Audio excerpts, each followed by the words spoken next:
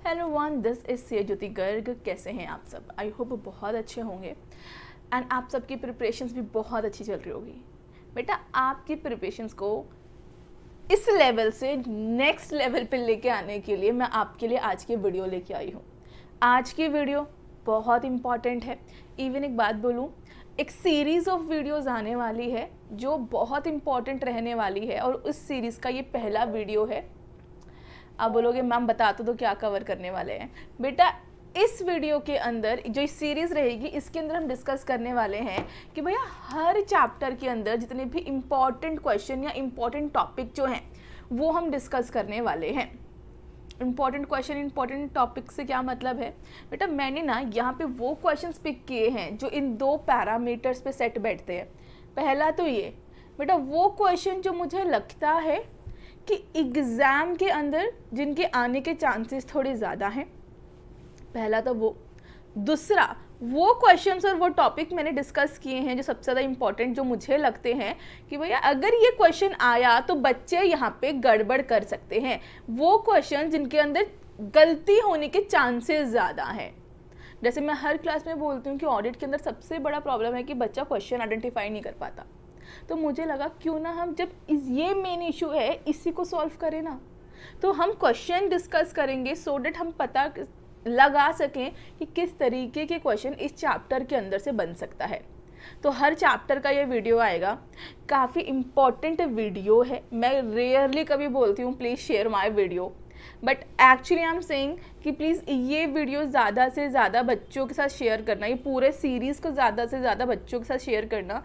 देखो, एक तो बहुत इम्पॉर्टेंट है, बहुत ही मेहनत के साथ। इवन एक और चीज़ बताती हूँ मैं तुम्हें, मैंने ना ये नोट्स यूज़ किए हैं इसके अंदर। ये नोट्स एज एन क्वेश्चंस मैं इनको डिस्क्रिप्शन बॉक्स में डाल दूंगी, यहाँ से डाउनलोड कर लेना, उसके बाद पढ़ने बैठना। ठीक है, क्वेश्चन हाथ में होने चाहिए आपके। मैं ये कह रही थी कि please share with your friends. दो रीज़न है।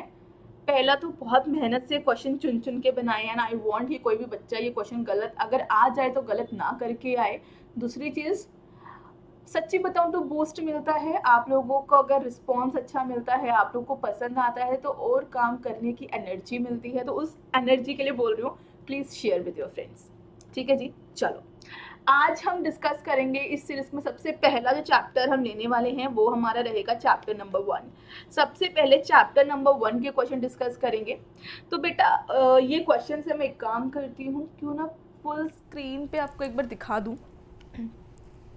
ये क्वेश्चंस हैं, कुछ नेक्स्ट पेज के ऊपर भी क्वेश्चंस हैं और उसके अलावा कुछ छोटे छोटे टॉपिक्स हैं जिसके ऊपर ट्रू फॉल्स MCQ ये बन सकता है। मुझे फर्स्ट चैप्टर में अच्छा एक और चीज़ देखो, मैं सच्ची बताऊँ, मैं अपने स्टूडेंट से झूठ नहीं बोल पाती। तो एक चीज़ बोल रही हूँ, मैं ये नहीं कह रही कि एग्जाम्स के अंदर जो क्वेश्चंस आएंगे वो यहीं से पूछेगा, लेकिन मैं ये कह रही हूँ कि भैया अगर आप यहाँ से ये क्वेश्चन नहीं पढ़ के गए होते और एग्जाम में ये आता तो बहुत चांसेस थे कि आप गड़बड़ करते, क्वेश्चंस रिकॉग्नाइज करने में बहुत प्रॉब्लम आती। ठीक है जी, चलो डिस्कस करते हैं। स्टार्ट करती हूँ सबसे पहले क्वेश्चन के साथ। ध्यान से पढ़ना क्वेश्चन, एक बार रीड करवाऊंगी मैं आपको क्वेश्चन, उसके बाद आपको कुछ टाइम दूंगी ताकि आप खुद सोच सको, उसके बाद उसका आंसर डिस्कस करेंगे।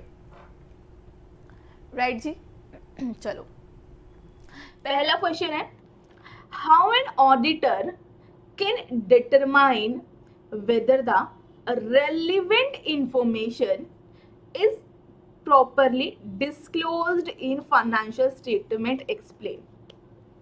क्वेश्चन क्या है, हाउ एन ऑडिटर, कैसे एक ऑडिटर ये डिटरमाइन कर सकता है कि फाइनेंशियल स्टेटमेंट के अंदर जो इंफॉर्मेशन हैं वो प्रॉपरली डिस्क्लोज्ड हैं या नहीं, वो कैसे डिटरमाइन करेगा। क्वेश्चन समझ में आया? अब 1-2 मिनट लगा के अगर चाहो तो इसका आंसर आप सोच लो। मैं काम करती हूँ, स्क्रीन शिफ्ट कर देती हूँ, आप आंसर क्वेश्चन पढ़ो आराम से और एक बार सोचो। एक बार सोचो कि अगर ये क्वेश्चन एग्जाम में आता तो आप इसका आंसर क्या लिखते। हाँ जी,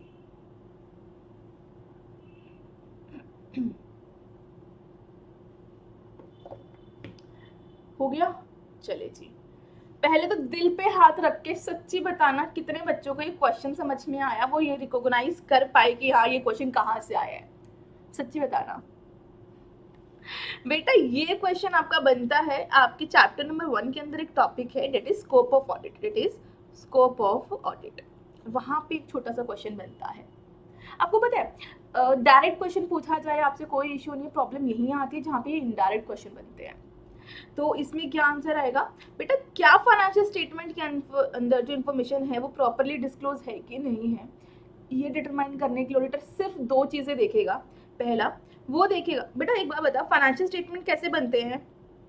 अगर मैं बात करूं कोई भी फाइनेंशियल स्टेटमेंट, मतलब आपका statement of profit and loss, balance sheet, right, ये कैसे बनते हैं? सबसे पहले जर्नल बना, फिर लेजर बना, फिर उसका ट्रायल बना, उसके बेसिस पे ये फाइनेंशियल स्टेटमेंट बनी ना।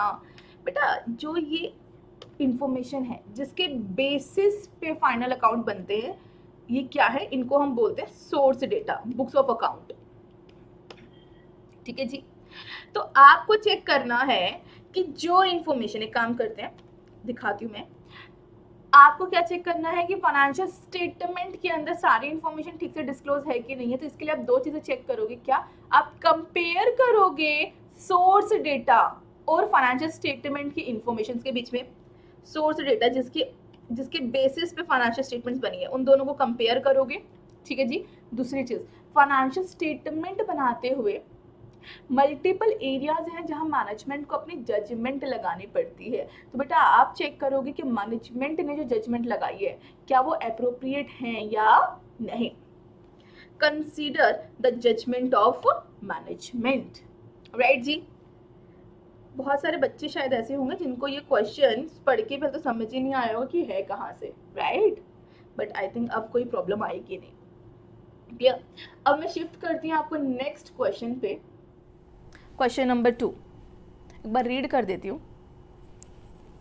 लिमिटेशन ऑफ ऑडिट, एक्चुअली काम करना, आप ये क्वेश्चन रीड करना यहाँ से। देयर आर पर्टिकुलर और legal limitation on auditors ability to obtain audit evidence, explain.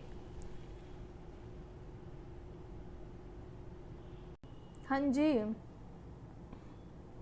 कर पाए आइडेंटिफाई कि क्वेश्चन कहाँ से उठाया गया है। बोलोगे मैम सामने तो लिख रखा है, यस, लिमिटेशन ऑफ ऑडिट। बेटा एक्चुअली पता है ऑडिट के अंदर प्रॉब्लम ही ये है, डायरेक्टली पूछेगा ना आपसे लिमिटेशन ऑफ द ऑडिट, कोई इशू ही नहीं था। एग्जाम में आया होता limitation of the audit explain, बड़े प्यार से चारों के चारों पॉइंट आप लोग लिख के आ जाते। प्रॉब्लम ज्यादा कहाँ आती है? जब क्वेश्चन के बीच में से कुछ उठा लिया जाता है। अब यहाँ पे क्या पूछा है?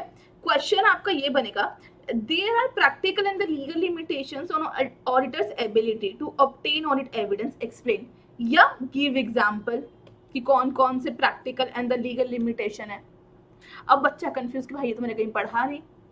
बेटा ये आपका क्वेश्चन पिक होता है कहाँ से? ये पिक होता है लिमिटेशन ऑन ऑडिट। ऑडिट के अंदर इनहेरेंट लिमिटेशन है ना, जिसकी वजह से हम रीजनेबल अश्योरेंस लेते हैं आपसे। नहीं कहोगे मैम ये बात हम सुनते सुनते बड़े हो गए। बेटा अभी कहाँ बड़े हुए, ठीक है।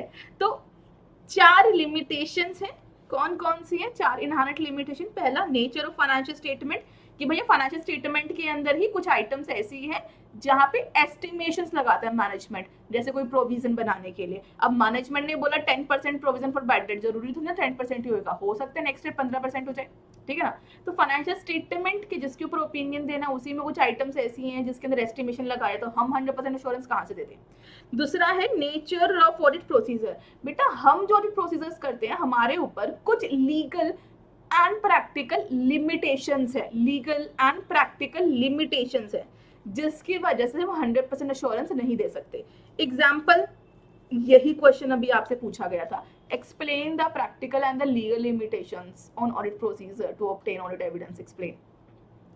हमारे स्टडी मेट में 3 लिमिटेशन दे रखी हैं कि कौन कौन सी लिमिटेशन है, कौन कौन सी लीगल एंड प्रैक्टिकल लिमिटेशन है। एक लीगल लिमिटेशन का एग्जाम्पल देती हूँ। बेटा आप लोगों ने रेड मूवी देखी है, जहाँ पे अक्षय खन्ना है कि अजय देवगन है, जो भी है, वो क्या करता है, जाता है तो पैसे ढूंढने के लिए सोफे वोफे भी तोड़ देता है, देखिए ना। जैसे इनकम टैक्स डिपार्टमेंट है, अगर कहीं पे रेड मारता है तो भाई वो ये नहीं देखता, वो शांति से कोई ये नहीं पूछेगा सर अच्छा कितने पैसे कमाए, नहीं, वो क्या करेगा, पूरा घर पूरा ऑफिस उसका ऊपर नीचे कर देगा पैसे ढूंढने के लिए।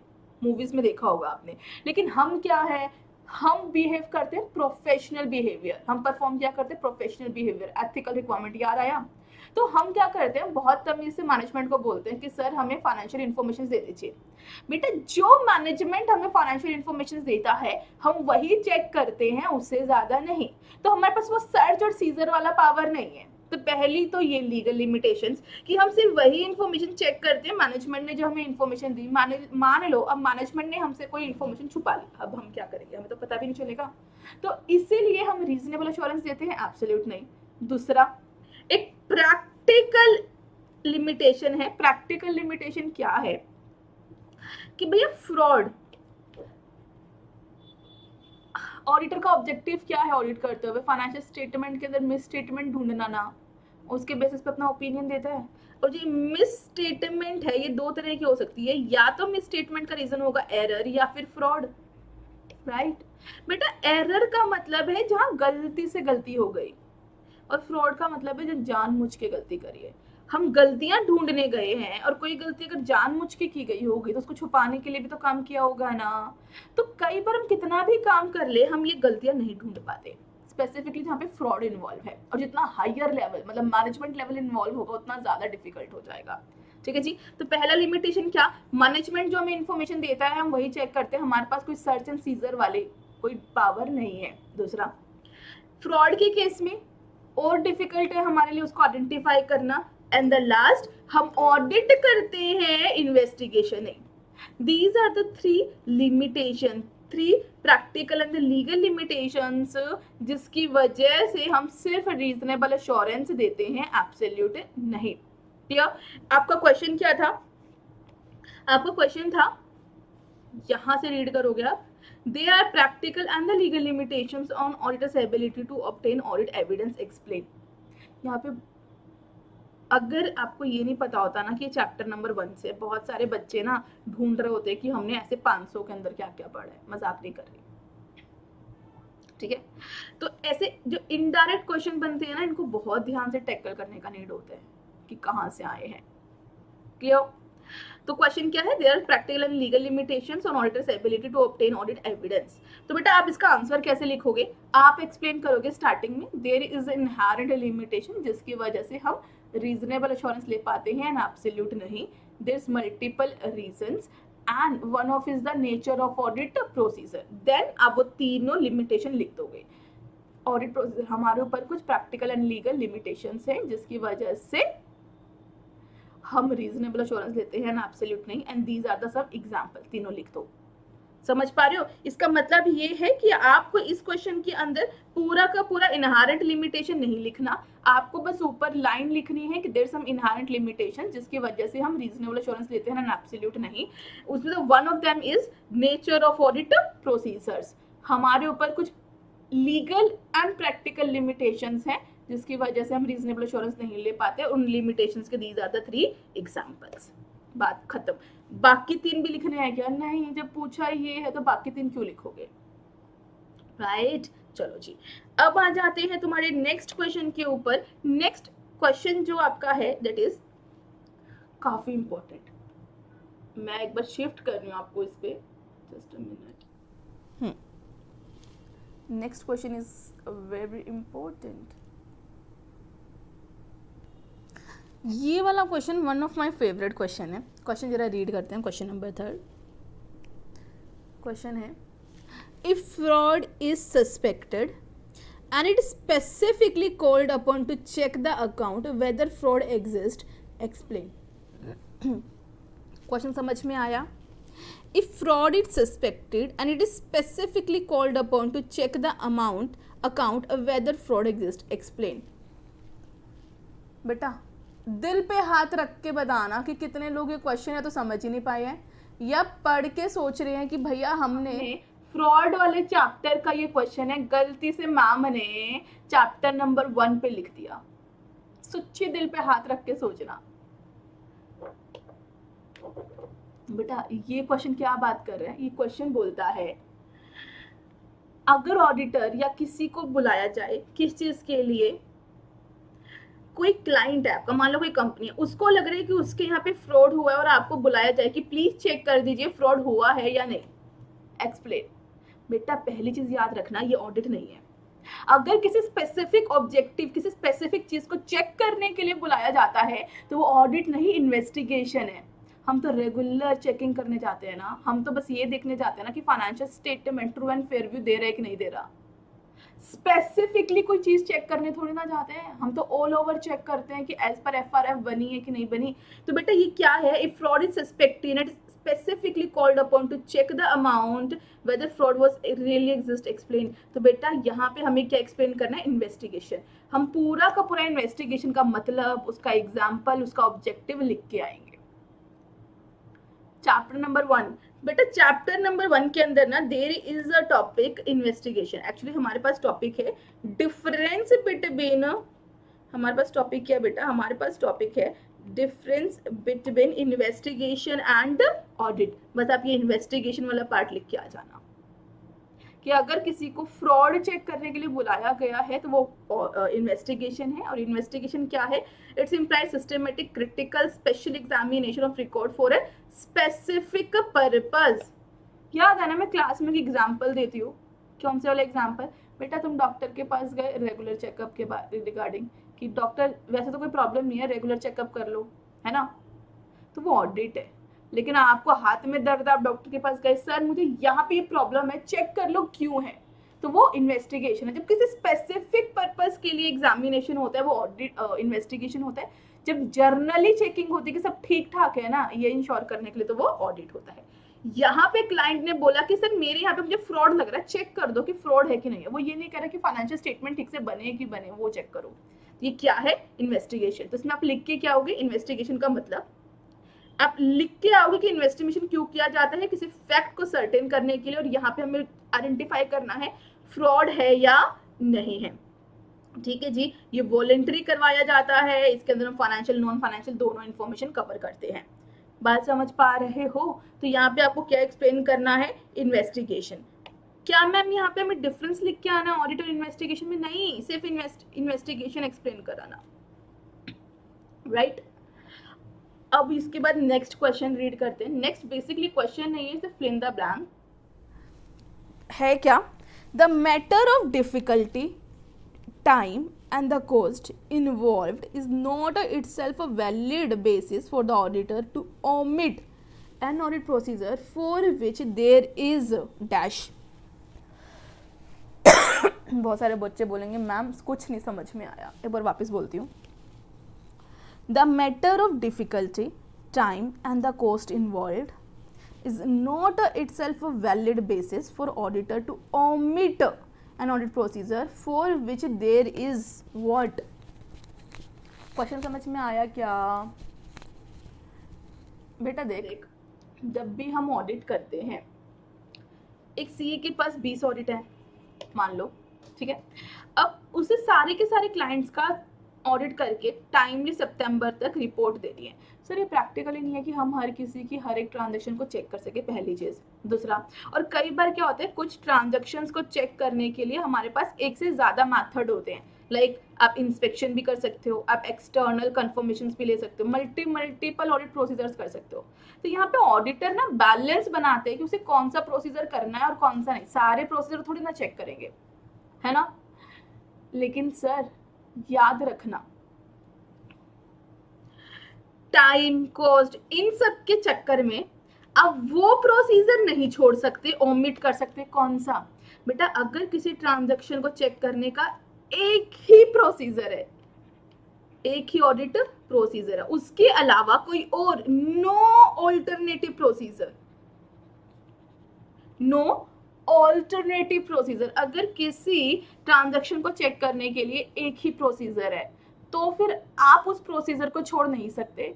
आपको चाहे कितना भी टाइम लगे, वो प्रोसीजर के साथ कंप्लाई करना ही पड़ेगा। मेरी बात समझ पा रहे हो? अगर किसी ट्रांजैक्शन, मान लो स्टॉक को चेक करने के लिए आपके पास दो मेथड है, या तो मान लो स्टॉक है थर्ड पार्टी के पास। अब आपके पास दो मेथड है, या तो थर्ड पार्टी से कंफर्मेशन मंगवा लो, मतलब एक्सटर्नल कंफर्मेशन हो गया, या आप वहां पे खुद जाके चेक कर लो, फिजिकल वेरिफिकेशन कर लो।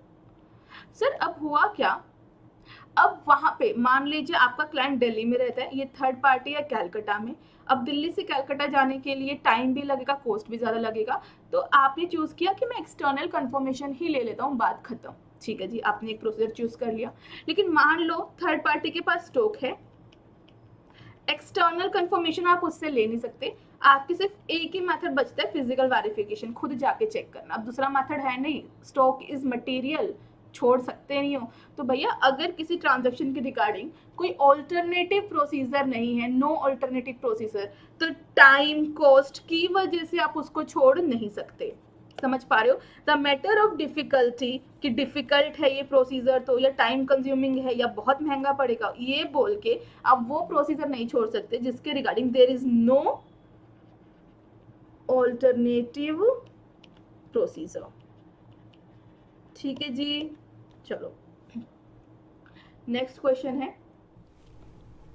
The person conducting audit should take care to ensure that financial statement would not mislead anybody explain. Easy question है ये तो। द पर्सन कंडक्टिंग ऑडिट कौन करता है? ऑडिटर ऑडिट करता है भैया, ये क्यों लिखा हुआ है? द पर्सन कंडक्टिंग ऑडिट, जो पर्सन ऑडिट करता है मतलब auditor, should take care to ensure that financial statement would not mislead anybody. Auditor जब भी चेक करेगा तो वो किन किन चीज़ों को चेक करेगा, ये इंश्योर करने के लिए कि क्लाइंट ने जो फाइनेंशियल स्टेटमेंट बनाए हैं वो किसी को मिसलीड तो नहीं कर रहे। तो क्या क्या चेक करोगे बेटा? क्वेश्चन वैसे इजी है, बहुत डायरेक्ट क्वेश्चन आपके स्टडी मैट में भी कवर होता है, लेकिन स्टिल मैंने कई बार नोटिस किया कि बच्चे ये वाला क्वेश्चन ना छोड़ जाते हैं, और अगर एग्जाम में आए तो वो गप मार के आएंगे, कुछ भी लिख के आएंगे, लेकिन फिर वो बोलेंगे कि मैम नंबर नहीं मिले। बेटा एक बहुत सिंपल सी बात है, एक चीज़ ना समझ के चलियो, जो आपका पेपर चेक कर रहा है ना, जो एग्जामिनर है, आईसीआई ने ना उसको एक set suggestion paper, suggested answer दे रखे हैं, वो उन्हीं सजेस्टेड आंसर से आपका पेपर चेक करने वाले हैं। अगर आपका आंसर उस स्टडी मैट के क्वेश्चन से आंसर से मैच कर गया, मतलब सजेस्टेड आंसर से मैच कर गया, फिर तो आपको नंबर मिलेंगे, अदरवाइज नहीं। तो ये क्वेश्चन के अंदर बहुत चांसेस आप गप मार के आओ, लेकिन फिर आप बोलोगे मैम नंबर नहीं मिले, नंबर मिल भी नहीं सकते। आप जो स्टडी मैट में जो हमारे मटेरियल में कवर है वो आंसर लिख के आओ सर, आपको फुल नंबर मिलेंगे। तो इसके रिगार्डिंग क्या क्या चीजें हैं जो हमें चेक करनी पड़ेंगी ऑडिटर को? बेटा ये सारी की सारी चीजें चेक करनी पड़ेंगी। पहला, वो 4 बातें चेक करेगा बुक ऑफ अकाउंट के बारे में। बुक ऑफ अकाउंट में क्या क्या चेक करेगा? वो देखेगा कि जितने भी अकाउंट्स बनाए गए हैं, जितने भी बुक्स एंट्री रिकॉर्ड की गई हैं, वो एज पर बुक्स ऑफ अकाउंट रिकॉर्ड की गई हैं। बुक ऑफ अकाउंट मतलब लेजर। अच्छा एक बात बताओ, फाइनेंशियल स्टेटमेंट कैसे बनते हैं?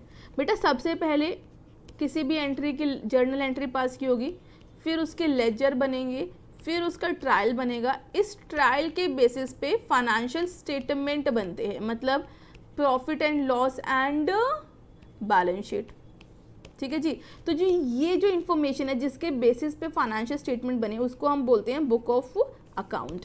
तो बेटा ये भी चेक करोगे और ये भी चेक करोगे, बिकॉज अगर यहाँ गड़बड़ हुई तो ये तो अपने आप गलत हो जाएंगी। इनपुट अगर गलत हुआ तो आउटपुट तो अपने आप गलत हो जाएगा।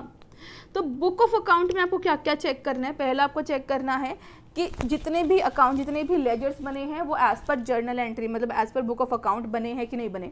बुक ऑफ अकाउंट में जो ट्रांजैक्शंस आ रही हैं उनके रिगार्डिंग सपोर्टिंग डॉक्यूमेंट है कि नहीं है। मान लीजिए सेल बुक का रखिए तो क्या सेल्स का इनवॉइस है कि नहीं है। कोई ट्रांजैक्शन बुक ऑफ अकाउंट में रिकॉर्ड करनी तो नहीं रह गई, या कोई बुक ऑफ अकाउंट में कोई बोगस एंट्री तो नहीं है, फेक एंट्री तो नहीं है।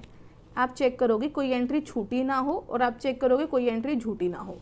ठीक है जी, बात समझ पा रहे हो? तो बुक ऑफ अकाउंट में ये 4 चीज़ें चेक करोगे, और फाइनेंशियल स्टेटमेंट के अंदर 3 चीज़ें चेक करोगे, ये इंश्योर करने के लिए कि फाइनेंशियल स्टेटमेंट किसी को मिसलीड तो नहीं कर रही। क्या क्या आप चेक करोगे? फाइनेंशियल स्टेटमेंट क्लियरली बनी है कि नहीं बनी, मतलब सारी की इन्फॉर्मेशन प्रॉपर तरीके से डिस्क्लोज है कि नहीं है।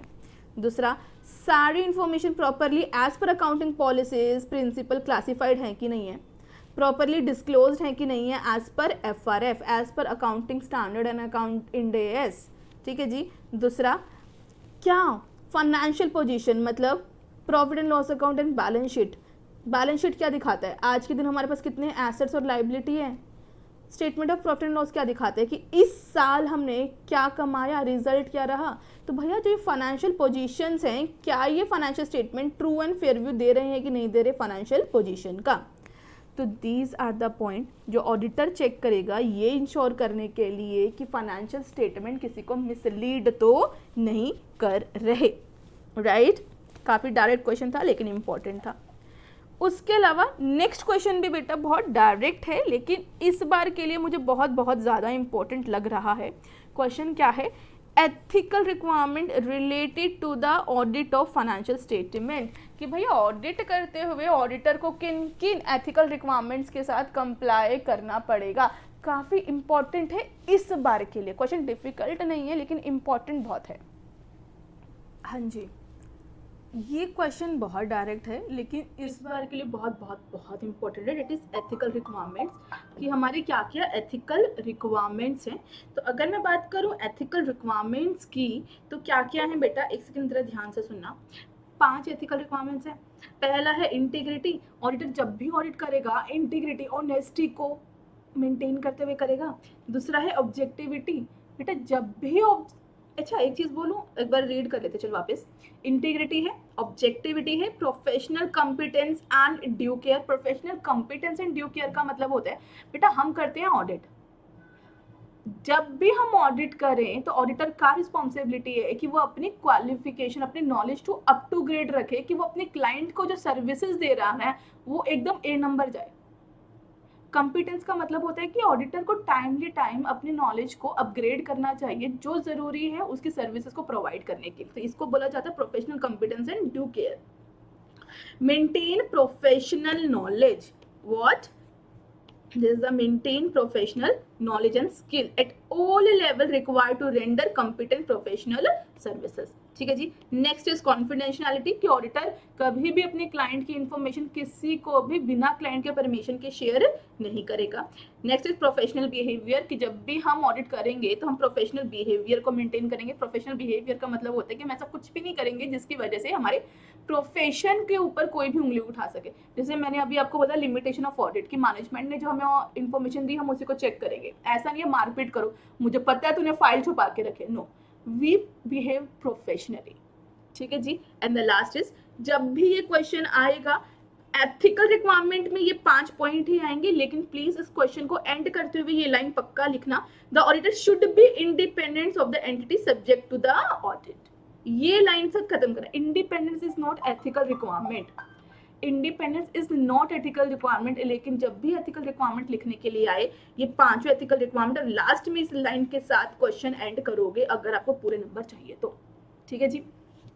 क्योंकि होता क्या है, एथिकल रिक्वायरमेंट्स एंड इंडिपेंडेंस, और यहाँ पे इसने हमसे क्या पूछा, सिर्फ एथिकल रिक्वायरमेंट। लेकिन इंडिपेंडेंस पूरा एक्सप्लेन मत करो, लेकिन इस लाइन के साथ खत्म करना। ठीक है जी। हम मैंने आपको बोला था कि 2 मिनट बाद डिस्कस करते हैं। बहुत सारे बच्चों को ना ऑब्जेक्टिविटी एंड इंडिपेंडेंस में डिफरेंस समझ नहीं आता, क्योंकि ऑब्जेक्टिविटी भी क्या लिखता है, this principle require an auditor not to be compromise professional judgement because of biasness.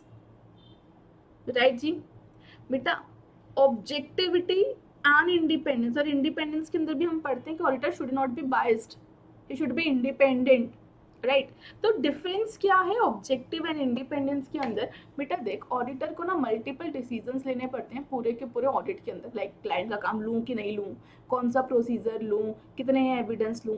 Right, तो ऑब्जेक्टिविटी का मतलब होता है कि ऑडिटर जो मल्टीपल डिसीजन ले रहा है, जितनी भी मल्टीपल जजमेंट्स वो ले रहा है, प्रोफेशनल जजमेंट्स जो वो ले रहा है, वो बाइज्ड नहीं होने चाहिए। बाइज्ड का मतलब होता है कि वो जितने भी डिसीजन ले वो फैक्ट के बेसिस पे लेगा, मतलब उसके पास ना एक पूरा का पूरा प्रूफ होना चाहिए कि जिसकी वजह से उसने डिसाइड किया कि इस आई एम सॉरी कि इस क्लाइंट के यहाँ पे वो 5 एविडेंस लेगा, 10 नहीं। जितने भी प्रोफेशनल जजमेंट लेगा ना, वो सारे के सारे जजमेंट फैक्ट के बेस पे होने चाहिए, उसके मन से, उसके पर्सनल चॉइस से नहीं होने चाहिए। उसका मन था कि 5 ले लिए, नहीं जी 5 क्यों लिए, 5 एविडेंस ही क्यों लिए, 10 क्यों नहीं लिए? तो जिसने मल्टीपल डिसीजंस लिए तो वो should be based upon fact, उसके पास प्रॉपर वर्किंग होनी चाहिए कि हाँ उसने क्यों डिसाइड किया कि वो सिर्फ 5 एविडेंस लेगा।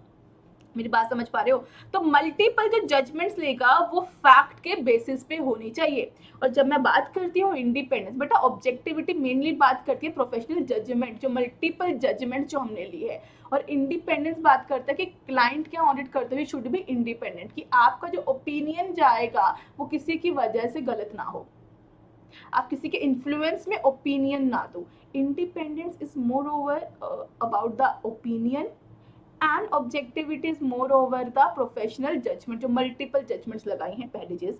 दूसरा, इंडिपेंडेंस बात करता है कि थर्ड पार्टी का इन्फ्लुएंस नहीं होना चाहिए।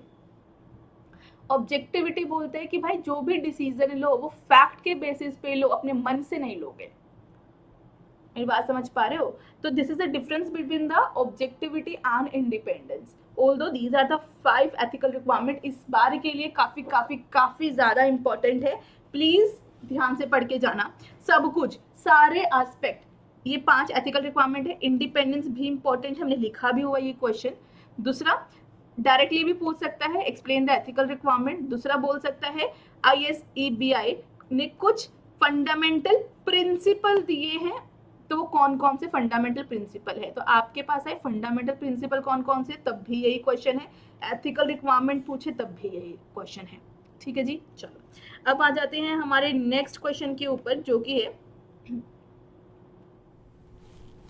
Auditor can not be expected to disregard past experience of honesty and integrity of entities management and TCWG. Nevertheless, a brief that management and TCWG are honest and have integrity does not relieve the auditor to need to maintain professional skepticism. Explain.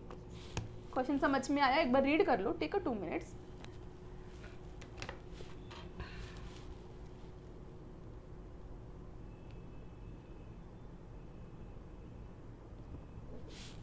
हाँ जी, question समझ में आया? हाँ बेटा, बेटा ये वाला question आपका बात करते हैं किस चीज़ के बारे में, प्रोफेशनल स्केप्टिसिज्म के बारे में। क्वेश्चन समझ में आया ना? क्वेश्चन क्या है? क्वेश्चन बोलते हैं कि भैया अगर आपने पिछले साल भी इस क्लाइंट का काम किया था और आपको लगता है कि भाई क्लाइंट बहुत अच्छा है, मैनेजमेंट TCWG दोनों बहुत अच्छे हैं, तो यहाँ पे आपको प्रोफेशनल स्केप्टिसिज्म मेंटेन करने की नीड नहीं है। तो बेटा आप यहाँ पे क्या लिख के आओगे, आप यहाँ पे पूरा प्रोफेशनल स्केप्टिसिज्म एक्सप्लेन करके आओगे, उसके बाद लास्ट में कंक्लूड करोगे hence we can say that कि इवन अगर ऑडिटर को कंक्लूड करता है कि मैनेजमेंट एंड TCWG बहुत अच्छे हैं, स्टिल उसे अपना प्रोफेशनल स्केप्टिसिज्म हर टाइम मेंटेन करके रखना पड़ेगा। सिर्फ इसलिए कि मैनेजमेंट और TCWG बहुत अच्छे हैं, हम अपने प्रोफेशनल स्केप्टिसिज्म के साथ कॉम्प्रोमाइज नहीं कर सकते। एक बार काम करते हैं, एक बार फटाफट रिवाइज कर लेते हैं, what do you mean by the professional scepticism. बेटा प्रोफेशनल स्केप्टिसिज्म का मतलब होता है क्वेश्चनिंग माइंड, मतलब ऑडिटर का एटीट्यूड कैसा होना चाहिए ऑडिट करते हुए। क्वेश्चनिंग माइंड का मतलब होता है कि भाई हम कोई भी ऐसी सिचुएशन जो ऑडिटर को लगता है कि मिस स्टेटमेंट के लिए इंडिकेट कर रही है या उसे कुछ भी डाउट होता है, तो सर आप उसके रिगार्डिंग क्वेश्चंस पूछोगे। आप क्या पूछोगे? क्वेश्चंस। इसको बोलते हैं प्रोफेशनल स्केप्टिसिज्म। हर टाइम आप अलर्ट रहोगे ऐसी सिचुएशन के टूवर्ड्स जो सिचुएशंस इंडिकेट कर रही हैं कि शायद यहाँ पे मिस स्टेटमेंट हो सकती है। मेरी बात समझ पा रहे हो? मतलब कहीं भी आंख बंद करके विश्वास नहीं करना। प्रोफेशनल स्केप्टिसिज्म का मतलब होता है कि क्वेश्चनिंग माइंड, हर टाइम अलर्ट रहना ऐसे सिचुएशंस के टूवर्ड जो इंडिकेट कर रही हैं कि शायद यहाँ पे कुछ गड़बड़ है। तो सर चाहे मैनेजमेंट कितनी अच्छी हो, चाहे TCWG कितनी अच्छी हो, आप अपना प्रोफेशनल स्केप्टिसिज्म तो मेंटेन करके रखोगे। तो सर आपको क्या करना है? आप तो प्रोफेशनल स्केप्टिसिज्म को मेंटेन का पूरा का पूरा आंसर एक्सप्लेन कर दोगे, पूरा प्रोफेशनल स्केप्टिसिज्म मेंटेन एक्सप्लेन करोगे और लास्ट में लिख दोगे हैंस, एक लाइन छोड़ के, hence we can say that चाहे ऑडिटर चाहे TCWG मैनेजमेंट कितने भी अच्छे हो, अपना प्रोफेशनल स्केप्टिसिज्म तो हम मेंटेन करके रहेंगे। तो in a given case study है ना ये वाला क्वेश्चन, तो in a given case auditor is not appropriate in with his decision. ठीक है जी। अच्छा एक बात सुनो जरा, प्रोफेशनल स्केप्टिसिज्म इज इंपॉर्टेंट, इस तरीके का भी क्वेश्चन आ सकता है जो मैंने अभी आपसे पूछा, जो इसके ऊपर बनता है। इसके अलावा एक और क्वेश्चन है जो इनडायरेक्ट क्वेश्चन है जो इसके ऊपर से बनता है। एक्चुअली दो और क्वेश्चन हैं जो इसके ऊपर बनते हैं। एक मैंने अभी आपको बोला कि प्रोफेशनल स्केप्टिज्म क्या है। प्रोफेशनल स्केप्टिज्म का मतलब है कि आप हमेशा अलर्ट रहोगे। आप अलर्ट रहोगे किसके टूवर्ड्स, ऐसी कंडीशंस के टूवर्ड जो इंडिकेट कर रही हैं किस चीज़ के बारे में, पॉसिबल मिसस्टेटमेंट। ऐसी कंडीशन जो इंडिकेट कर रही है कि शायद यहाँ पे मिसस्टेटमेंट हो। तो एक क्वेश्चन बनता है कि ऐसी कौन कौन सी कंडीशंस है जो मिसस्टेटमेंट्स को इंडिकेट कर रही है। तो कौन कौन सी कंडीशन है? पहला, आपने कोई एक एविडेंस मिल लिया किसी चीज के बारे में, आपको उसी चीज के बारे में दूसरा एविडेंस मिला और दोनों एक दूसरे से अलग है, कॉन्ट्राडिक्ट है, ठीक है जी। दूसरा, कोई ऐसी इंफॉर्मेशन मिली जिसकी वजह से आपको लगता है कि जो डेटा है, जो लेजर्स हैं, जो ट्रायल्स हैं, वो सारे क्या हैं? गलत। Information that bring into question the reliability of document and response to the inquiry. आपने मैनेजमेंट से कुछ पूछा, मैनेजमेंट ने जो रिस्पॉन्स किया, बाद में कुछ ऐसी इंफॉर्मेशन मिली जो उस रिस्पॉन्स को कॉन्ट्राडिक्ट कर रही है, ठीक है जी। उसके अलावा कोई भी इंडिकेशन हो फ्रॉड का, तो वो भी मिसस्टेटमेंट्स को इंडिकेट कर रहा है, राइट। एंड उसके अलावा ये लास्ट लाइन ध्यान से सुनना, बच्चों को नहीं समझ में आती, बच्चे छोड़ के चले जाते हैं। डेट हम ऐसे सिचुएशंस के टूवर्ड अलर्ट रहेंगे जो सिचुएशन क्या कर रही है? इंडिकेट कर रही है किस चीज का? कि शायद यहाँ पे ऑडिटर को एडिशनल ऑडिट प्रोसीजर करने की जरूरत है। मैंने क्या बोला? ऐसी सिचुएशन जो इंडिकेट कर रही है कि शायद ऑडिटर को एडिशनल प्रोसीजर करने की नीड है। एडिशनल प्रोसीजर का मतलब होता है, मान लो आपने एक्सटर्नल कंफर्मेशन ले ली, आपके पास रिप्लाई भी आ गया, लेकिन आपको ना वो रिलायबल नहीं लग रही, तो आप अपना इस डाउट को दूर करने के लिए कोई एडिशनल प्रोसीजर करोगे। मेरी बात समझ पा रहे हो? तो ऐसा कोई भी सिचुएशन जो एडिशनल प्रोसीजर परफॉर्म करने के लिए बोल रहा है। एडिशनल का मतलब होता है कि नॉर्मल प्रोसीजर तो कर लिया, लेकिन नॉर्मल प्रोसीजर करके हमें सेटिस्फेक्शन नहीं मिल रही, इसके साथ हमें कुछ एडिशनल प्रोसीजर करना पड़ेगा। तो ये all situations are indicate the misstatement. मेरी बात समझ पा रहे हो? अच्छा, तुम लोगों को एक छोटा सा डाउट क्लियर कर देती हूँ। तुमने अगर नोटिस किया हो, यहाँ पे मैंने तुम्हें बोला ऐसी कोई सिचुएशन तो नहीं है जो एडिशनल प्रोसीजर करने के लिए इंडिकेट कर रही हो। और उसके अलावा हमने एक क्वेश्चन डिस्कस किया था आज ही, दैट ऐसा कोई भी ट्रांजेक्शन जिसके रिगार्डिंग कोई ऑल्टरनेटिव प्रोसीजर नहीं है, उसको आप छोड़ नहीं सकते, उस प्रोसीजर को आप छोड़ नहीं सकते। आप कभी नोटिस करना, ऑडिट में कहीं जगह लिखा होता है ऑल्टरनेटिव प्रोसीजर, कहीं जगह लिखा हुआ है एडिशनल प्रोसीजर। अब दोनों में डिफरेंस क्या है? बच्चों को पता नहीं होता, बच्चे फाइनल करके निकल जाते हैं। बेटा, ऑल्टरनेटिव प्रोसीजर का मतलब है आपने मान लीजिए एक्सटर्नल कंफर्मेशन किया, लेकिन वो फेल हो गया, तो इसकी जगह जो आप दूसरा प्रोसीजर करोगे, ये फेल हो गया इसलिए आप दूसरा प्रोसीजर कर रहे हो, ऑल्टरनेटिव प्रोसीजर। ये तो यूज ही नहीं आया, this is alternative procedure. Additional का मतलब होता है आपने एक्सटर्नल कंफर्मेशन किया, इससे भी एविडेंस मिल गया, लेकिन इसको एविडेंस के ऊपर आपको डाउट है, तो आपको कोई और एडिशनल प्रोसीजर भी करना है। मतलब पहले वाले प्रोसीजर से जो एविडेंस मिल गया वो भी काम का है, लेकिन इसके ऊपर आपको साथ में एक और प्रोसीजर करना पड़ेगा। पहले वाला वेस्ट नहीं है, पहले वाला भी काम है, लेकिन इसके साथ एक और एविडेंस अब आपको चाहिए, तो दिस इज एडिशनल। मेरी बात समझ पा रहे हो? तो this is the difference between the alternative and additional. ये वाला डाउट ना बच्चों को फाइनल तक क्लियर नहीं होता, क्योंकि किसी ने क्लियर किया नहीं होता असल में, और ना बच्चे सोचते, बच्चे भी महान है। चलो नेक्स्ट क्वेश्चन है, an auditor who before completion of the engagement is required to change the engagement to an auditor who before completion the engagement is required to change the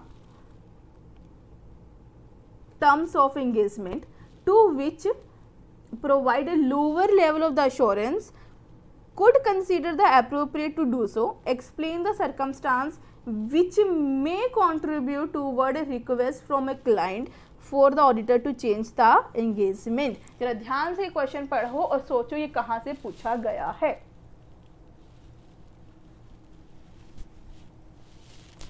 An auditor who before completion of the engagement is requested to change the, आगे लिख लेना, term of engagement to which provide a lower level of the assurance should consider the appropriate to do so.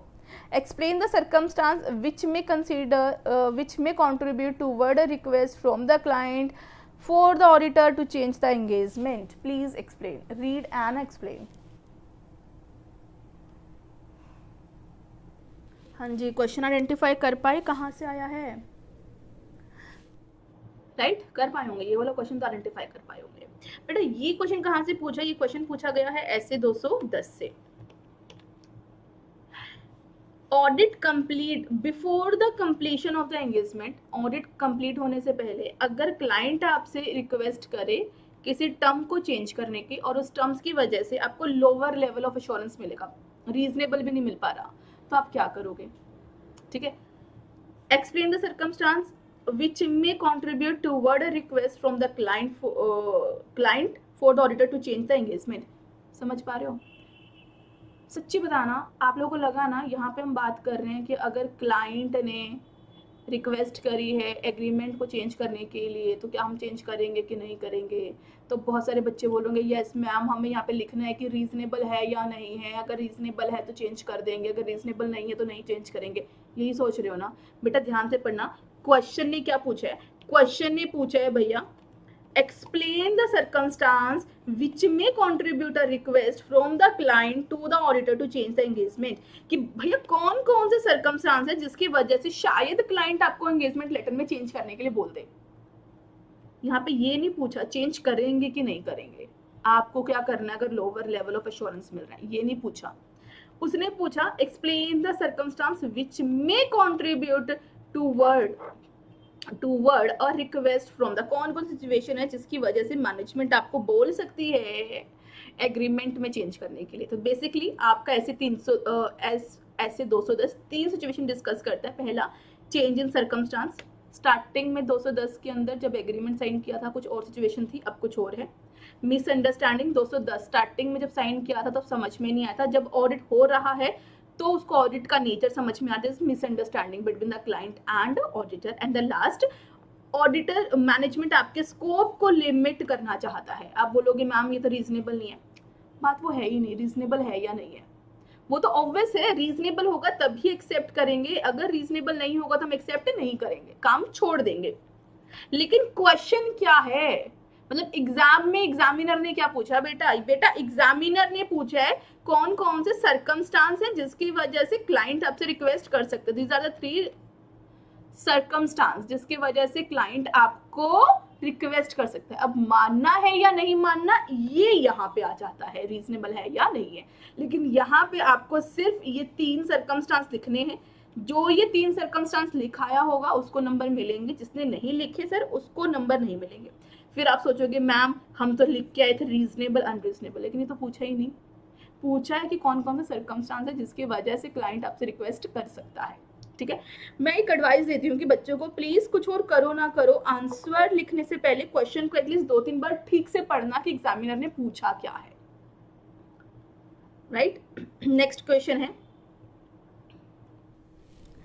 Acceptance and continuation of client relationships and audit engagement। Question कहाँ से पूछा गया बेटा? ये आपका क्वेश्चन पूछते हैं ऐसे 220 से कि किसी भी क्लाइंट का काम लेने से पहले आप किन किन बातों का ध्यान दोगे। तो एज पर ऐसे 220 आप किन किन बातों का ध्यान दोगे बेटा? एक सेकेंड, नोट्स पे आ जाते हैं बेटा। आप कुछ किन किन बातों पे ध्यान दोगे?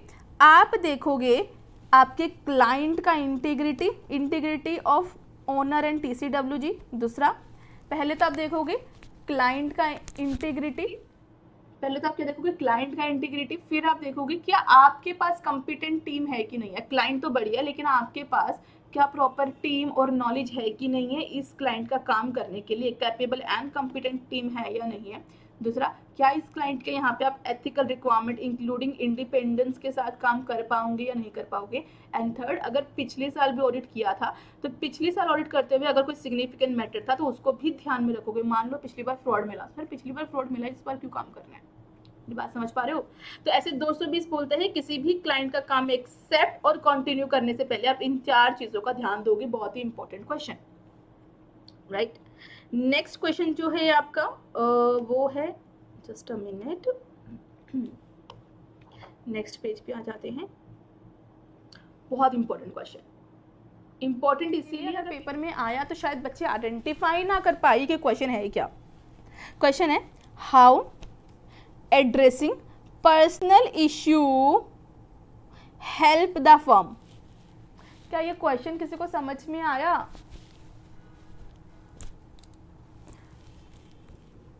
किसी को समझ में आया क्या? ये पता चला कि पूछा कहाँ से गया है?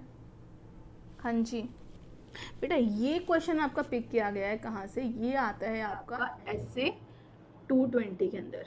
ऐसे 220 के अंदर लिखा गया है कि auditor have to make multiple policy and procedure so that वो अपने एंगेजमेंट, अपनी ऑडिट की सर्विसेज को अप्रोप्रिएट क्वालिटी के साथ दे सके। ठीक है जी। तो वहाँ पे एक पॉलिसी है ह्यूमन रिसोर्सेज के रिगार्डिंग कि ऑडिटर जब भी ऑडिट करेगा तो वो अपने ऑडिट रिसोर्सेज के रिगार्डिंग भी मल्टीपल पॉलिसीज बनाएगा। तो ये जो ऑडिट पॉलिसीज बना के जो वो ये ह्यूमन इश्यूज को एड्रेस करता है, इसकी हेल्प क्या मिलेगी? इन ह्यूमन इश्यूज को अपने ह्यूमन रिसोर्सेज के लिए पॉलिसी बना के उनके इश्यूज को एड्रेस करके एक सीए फर्म को क्या हेल्प मिलती है बेटा? सीए फर्म को हेल्प मिलती है कि उसके पास, उसको एक तो ये पता चलता है कि उसको अपने यहाँ पे कितने नंबर की बात कर रही हूँ, कितने स्टाफ चाहिए और उस स्टाफ के अंदर क्या कैरेक्टरिस्टिक्स होनी चाहिए।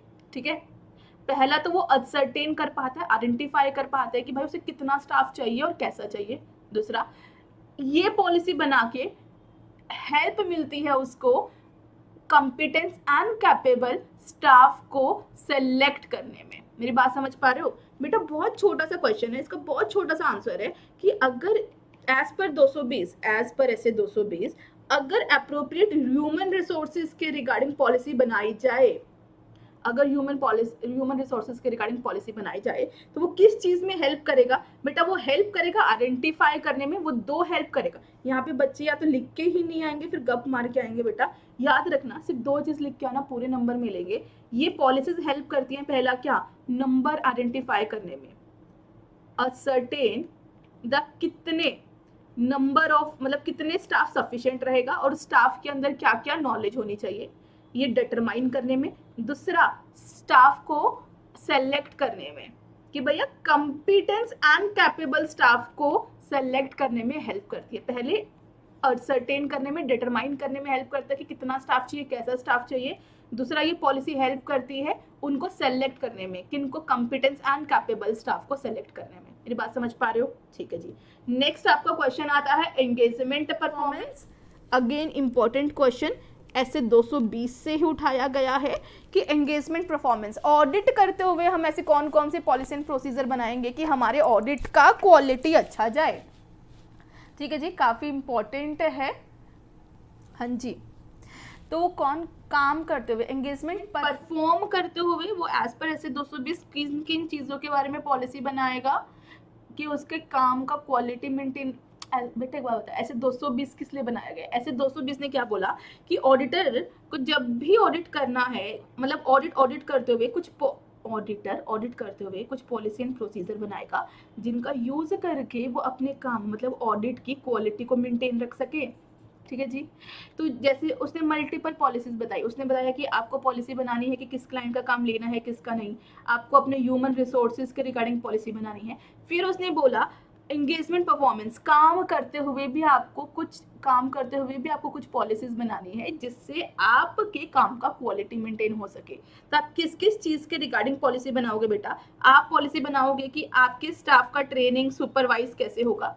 दूसरा, क्लाइंट काम तब अच्छे से कर पाएगा जब उसको पता होगा कि उसे क्लाइंट पे जाके क्या क्या करना है। तब स्पेसिफिक पॉलिसी बनाते हो कि क्लाइंट को किस तरीके, अपने स्टाफ को कैसे ब्रीफ करना है पूरे क्लाइंट के बारे में।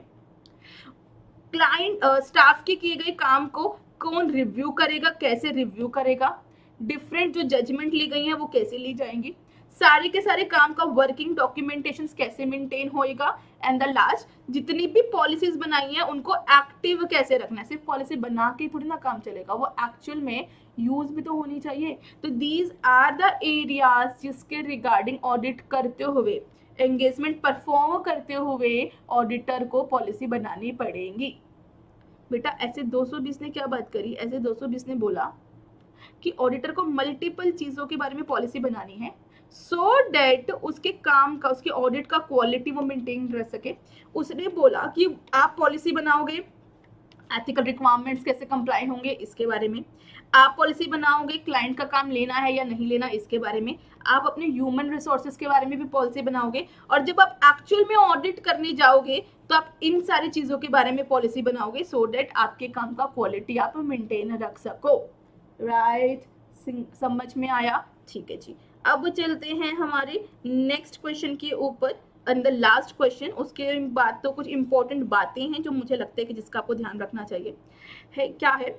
If the law and regulation prescribed in sufficient detail the term of audit engagement, the auditor need not record them in written agreement explain। समझ पाए? क्वेश्चन है ऐसे 210 से, इंपॉर्टेंट केस स्टडी है बेटा। ऐसे 210 क्या बोलता है? ऐसे 210 बोलता है जब भी काम करो, जब भी कोई ऑडिट करो, ऑडिट करने से पहले एंगेजमेंट लेटर साइन करवा लो। अगर एंगेजमेंट लेटर साइन कर दे आपका क्लाइंट तो काम लेना, अदरवाइज नहीं। आई एम रियली सॉरी, गला खराब है इसलिए बार बार डिस्टर्बेंस हो रही है। अगर क्लाइंट आपके एग्रीमेंट को साइन कर दे तो काम लेना, अदरवाइज नहीं। ऐसे 210 ने बोला कि अगर किसी क्लाइंट के यहाँ पे, ध्यान से सुनना, अगर किसी क्लाइंट के यहाँ पे उसके ऊपर जो लॉ लगता है, जो एक्ट लगता है, उसके अंदर ऑलरेडी वो सारे पॉइंट कवर है जो हमारे एग्रीमेंट में हम कवर करते। अगर आपके क्लाइंट के ऊपर जो एक्ट लगता है, मान लीजिए कोई कंपनी है, कंपनी के ऊपर क्या लगता है? Companies act. मान लो जो पॉइंट तुम एग्रीमेंट में डालने वाले हो वो सारे के सारे पॉइंट ऑलरेडी कंपनीज एक्ट पे लिखे गए हैं कि ऑडिटर के पास ये राइट है, मैनेजमेंट की ये रिस्पॉन्सिबिलिटी, सब कुछ लिखा गया हो ऑलरेडी। तो सर अगर आपके क्लाइंट के ऊपर जो एक्ट लगता है, जो लॉ एंड रेगुलेशन लगते हैं, उसके अंदर ऑलरेडी सब कुछ इंक्लूड है जो आपके एग्रीमेंट्स की टर्म होती, तो फिर आपको अलग से एग्रीमेंट साइन करवाने का नीड नहीं है। आप सिर्फ सामने वाली, मतलब अपने क्लाइंट से सिर्फ इस चीज के ऊपर कंफर्मेशन ले लेते कि उनको पता है ना कि उनके ऊपर जो एक्ट लगता है उसके इस सेक्शन के अंदर सब कुछ कवर है। मेरी बात समझ पा रहे हो? अगर किसी क्लाइंट के ऊपर लॉ एंड रेगुलेशन लगते हैं और उस लॉ एंड रेगुलेशन के अंदर वो सारे पॉइंट कवर हैं जो आप अपने एग्रीमेंट में इंक्लूड करते, तो आपको अलग से एग्रीमेंट साइन करवाने की नीड नहीं है। सिर्फ आप अपने क्लाइंट से कंफर्मेशन ले लेना कि सर आपको पता है ना आपके ऊपर जो वो एक्ट लगता है उसके इस सेक्शन के अंदर ये सारी बातें लिखी गई हैं। बात समझ पा रहे हो? तो क्वेश्चन क्या था? If the law and regulation prescribed in sufficient detail the term of audit engagement, the auditor need not record them in written agreement explain. Yes sir, उनको नीड नहीं है, बस आप कंफर्मेशन लोगे कि क्लाइंट को पता है ना कि उसके ऊपर जो एक्ट लगता है उसके इस सेक्शन के अंदर ये बातें ऑलरेडी कवर हैं। राइट, इंपॉर्टेंट है केस स्टडी के लिए, ऐसे 210 का पॉइंट है। ये थे कुछ इंपॉर्टेंट क्वेश्चन जो मुझे इंपॉर्टेंट लगे। इसके अलावा हाँ, इंडिपेंडेंस इज ऑल्सो इम्पॉर्टेंट। बाकी कुछ छोटे छोटे पॉइंट हैं जो हम एक बार देख लेते हैं। पहला है नॉलेज ऑफ प्रोडक्ट, मतलब these are some like MCQs हो गए, मतलब ये वो पॉइंट है जिसके ऊपर एमसीक्यू बन सकते हैं। ठीक है, पहला है knowledge of the production process shall become more essential in case of dash audit। कौन से ऑडिट के अंदर प्रोडक्शन प्रोसेस का पता होना ज्यादा इंपॉर्टेंट है? बेटा इंटरनल ऑडिट के अंदर। ठीक है जी। दूसरा है SQC are apply in all audit engagement by the engagement standard, yes और नो? SQC क्या सारे के सारे एंगेजमेंट स्टैंडर्ड्स पे लगता है क्या? सारे के सारे एंगेजमेंट स्टैंडर्ड्स कौन कौन से हैं? SA, SRS, SRE, SAE and SQC। तो बेटा SQC के ऊपर SQC लगेगा क्या? नहीं, इन चारों के ऊपर तो लगता है SQC, लेकिन सारे के सारे एंगेजमेंट स्टैंडर्ड्स के ऊपर नहीं लगता। ठीक है जी। नेक्स्ट है पब्लिक।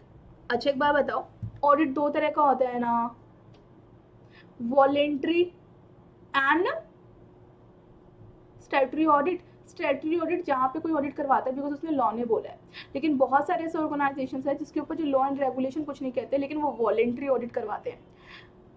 ठीक है जी। इसके मल्टीपल एग्जाम्पल हैं, जैसे स्कूल्स हो गए, पार्टनरशिप फर्म्स हो गई, ऐसे ही ट्रस्ट हैं। लेकिन याद रखना दो तरह की ट्रस्ट हो सकती है, private trust and public trust. बेटा प्राइवेट ट्रस्ट के लिए ऑडिट करवाना कभी कंपलसरी नहीं होता, लेकिन पब्लिक ट्रस्ट के लिए जर्नली ऑडिट करवाना मैंडेटरी होता है। ये याद रखना, एमसीक्यू का क्वेश्चन आ सकता है, क्या पब्लिक ट्रस्ट के लिए ऑडिट करवाना मैंडेटरी होता है? यस। दूसरा एनजीओ।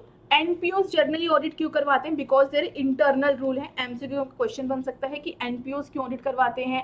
बिकॉज ऑफ गवर्नमेंट ने बोला, because their internal rule, all of them. तो बेटा इंटरनल रूल्स होते हैं उन लोगों के, इसीलिए एनपीए ऑडिट करवाते हैं, वरना अदरवाइज एनपीएस को ऑडिट करवाने का नीड नहीं होता। एजुकेशन एंड इंस्टीट्यूशंस, हॉस्पिटल्स वगैरह ऑडिट क्यों करवाते हैं? बिकॉज बहुत बार क्या होता है, गवर्नमेंट इनको ग्रांट दे देती है और बोलती है कि सर आप जब तक ये ग्रांट यूज कर रहे हो आपको उतने साल के लिए ऑडिट करवाना पड़ेगा, ताकि हम ये देख लें कि जिस पर्पस के लिए हमने आपको ग्रांट दी थी आप उसी पर्पस के लिए उस ग्रांट को यूज कर रहे हैं या नहीं कर रहे। तो एनपीओ ऑडिट, एनजीओ ऑडिट करवाते हैं because of internal rule. School colleges वगैरह ऑडिट करवाते हैं बिकॉज उनको मल्टीपल ग्रांट्स मिली होती हैं उसके लिए। ठीक है जी।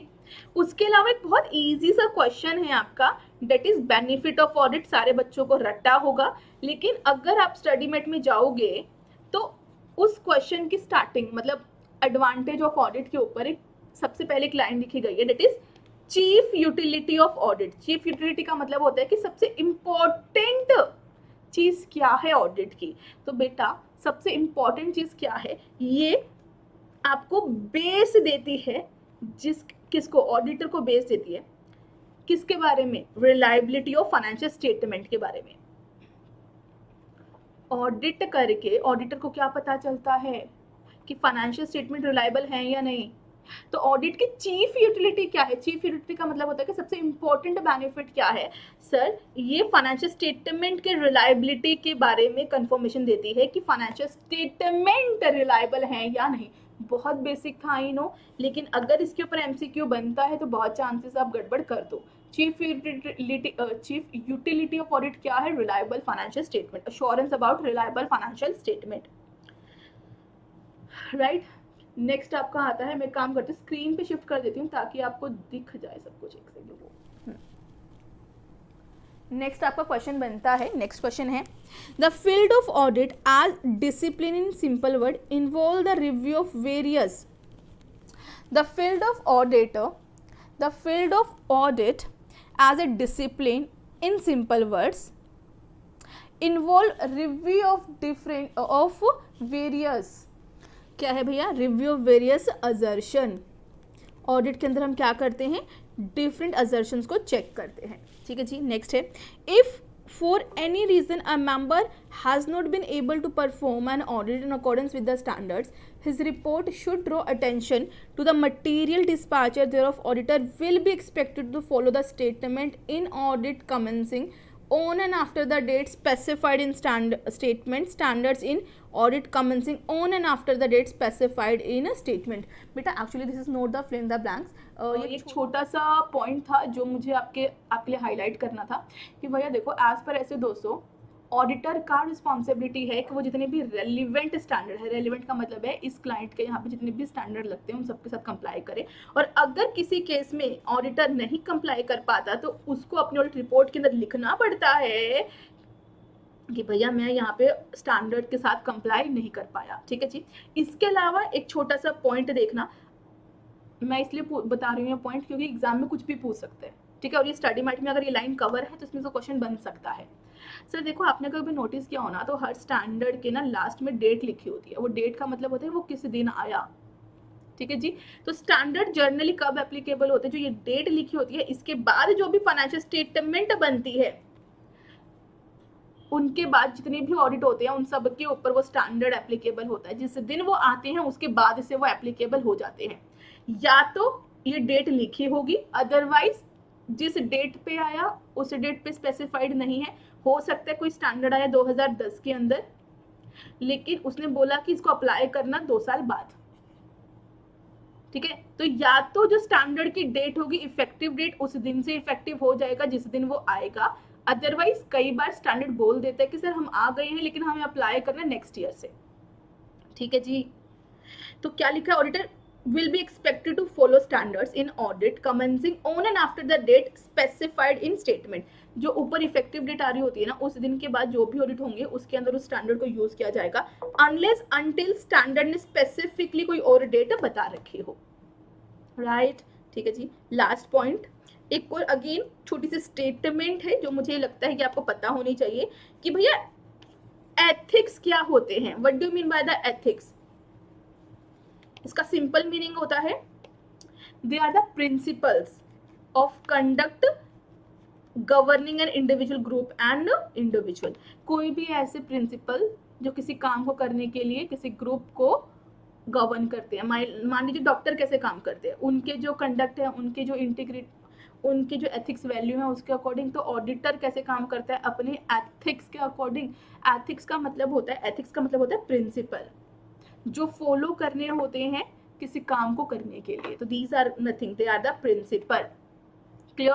ये दो छोटे छोटे पॉइंट थे, ये कुछ एमसीक्यू के क्वेश्चंस थे जो मुझे इंपॉर्टेंट लगते हैं। बेटा देख, इसके अलावा भी बहुत सारे क्वेश्चंस बन सकते हैं, लेकिन मैंने यहाँ पे सिर्फ वो क्वेश्चंस कवर किए हैं जो मुझे लगता है कि आप लोगों ने शायद इग्नोर कर दिए होंगे या फिर मुझे बहुत ही इंपॉर्टेंट लगे। ठीक है जी, ये था आपका चैप्टर 1 का सीरीज, जहाँ पे हमने जितने भी इंपॉर्टेंट क्वेश्चन है वो डिस्कस किए हैं। इसके बाद नेक्स्ट चैप्टर बहुत जल्दी मैं आपके लिए लेके आऊँगी। चलिए, तब तक के लिए बाय बाय, टेक केयर। और कोई भी प्रॉब्लम है तो मुझे कमेंट बॉक्स में बताना, अगर ऑडिट के किसी भी टॉपिक के अंदर आपको प्रॉब्लम है तो। चलिए, बाय बाय।